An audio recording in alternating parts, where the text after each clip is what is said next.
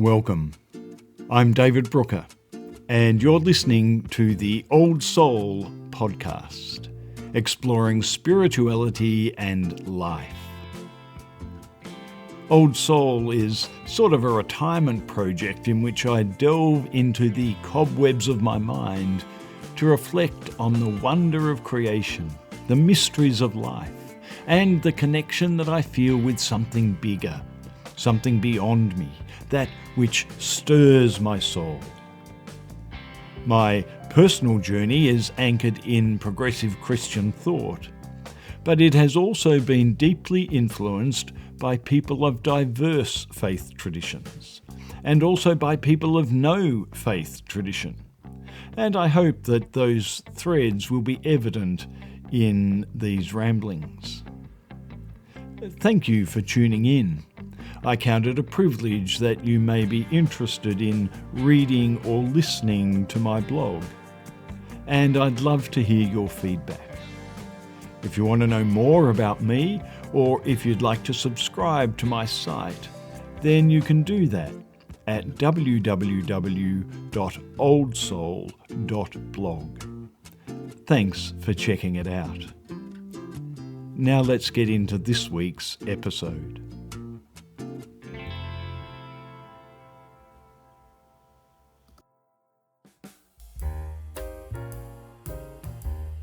Welcome again. This is episode 6 of the Old Soul podcast, and today's theme is lamenting the loneliness of humanity. Like many families, our family has a social media chat group that we use to share news, arrange family gatherings, and post photos both cute and embarrassing. This past week, the chat became momentarily heavier as various family members discussed the apparent escalation of youth crime in our area. My contribution to the thread included an all too simplistic observation that it's really a matter of priorities. We spend billions of dollars removing level crossings and building freeways because those things have more electoral appeal than funding effective diversion programs for young people, or funding social housing, or better resourcing schools and public health programs. I had thought of including a comment lamenting the demise of church youth groups and the like, which I felt had helped keep young people out of trouble in my own adolescent years. But I didn't want to, again, be the one to make our family chat churchy. While the family thread quickly returned to its usual mix of topics, the brief foray beyond our private world continued to exercise my mind. What was it about my experience of church youth groups and Boy Scouts and footy teams and other things that makes me think that they might have kept me and my friends out of trouble?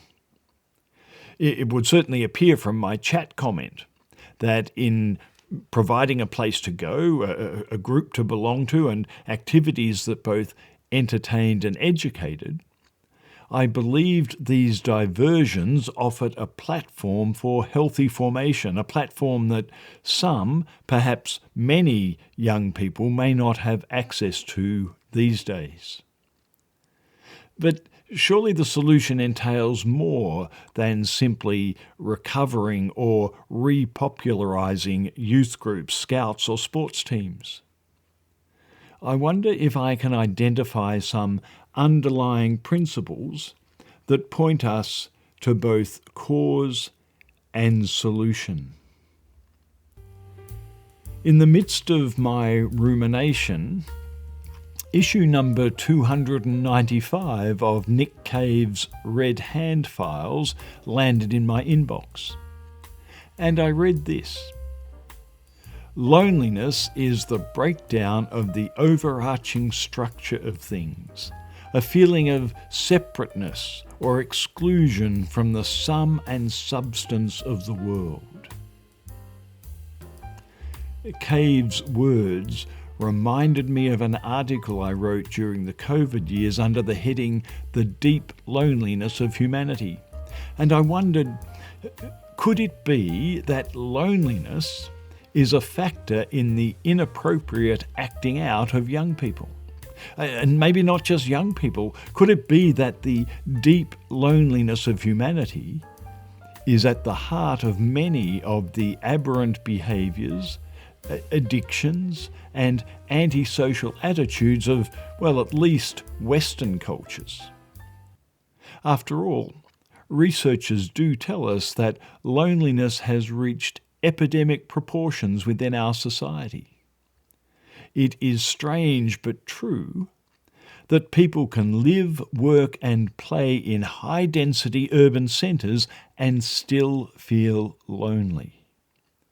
Even high-profile AFL footballers, people who spend their lives immersed in a team context, have spoken of feeling lonely and isolated. In his article, Nick Cave references philosopher, neuroscientist and psychiatrist Ian McGilchrist, who says that we require 3 things to attain a meaningful life. The first is feeling part of a wider community, family, friends and society in general.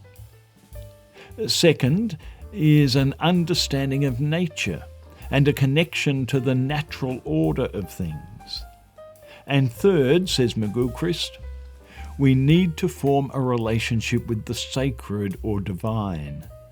This can be found, he says, in art, music, poetry, religion, or other places.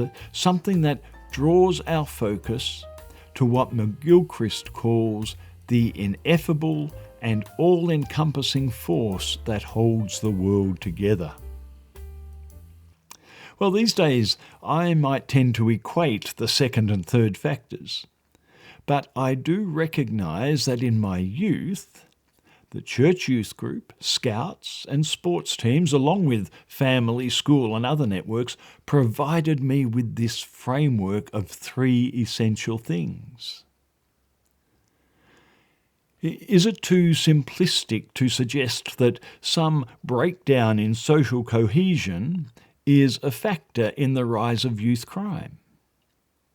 I'm no expert, of course, although my professional career has seen me work with young people, both the well-adjusted and the maladjusted, and with people addressing addiction, with people experiencing emotional ups and downs, and with people living rough. And I've heard many of them speak of feeling lonely and isolated. I even recall one young man, a resident in a youth accommodation project I was engaged with, telling me that he didn't really like the other people in the gang he was part of, and he didn't like doing the things they did together, but he did like the feeling of belonging to something. I wonder to what degree this is true today of those who choose unhealthy lifestyles and demonstrate destructive behaviours. Could it be that for some people, the need to belong to something, to be important to someone, outweighs their social conscience and skews their moral compass? And there's more. Tricia Gates Brown, writing in the Christian Century, posits that our problem isn't just loneliness, it's species loneliness. She writes, human beings have cut ourselves off from the non-human species inhabiting our world. In our desire for dominance and self-gratification, we have put ourselves in solitary confinement, and in the worst cases become the tormentor of all things non-human. We have deprived ourselves of love relationships with non-humans, she says. This species loneliness is making us sick. We were never meant to operate as autonomous and independent species. We desperately need the full cooperation of other species to survive, from large mammals that maintain a crucial balance within ecosystems to microbial communities in our own guts. as a result of our non-cooperation, says Brown, interspecies disconnection is breaking down the systems humans depend on. Now, I get this. I know from my own experience how a day spent immersed in nature can be restorative, or how a walk with my dog can refresh my weary spirit, or how a moment contemplating a dragonfly can nurture my soul. And I know I'm not alone in this awareness. I know that you too get what she's talking about. Imagine how much more effective this connection with non-human species might be if we were deeply intentional about it. If we really attended to the relationship by looking into the eyes of the bird as it watches us go by, or feeling the pavement under the feet of the slater as it scurries out of our way, or noticing how the grass bends beneath our feet as we walk on it.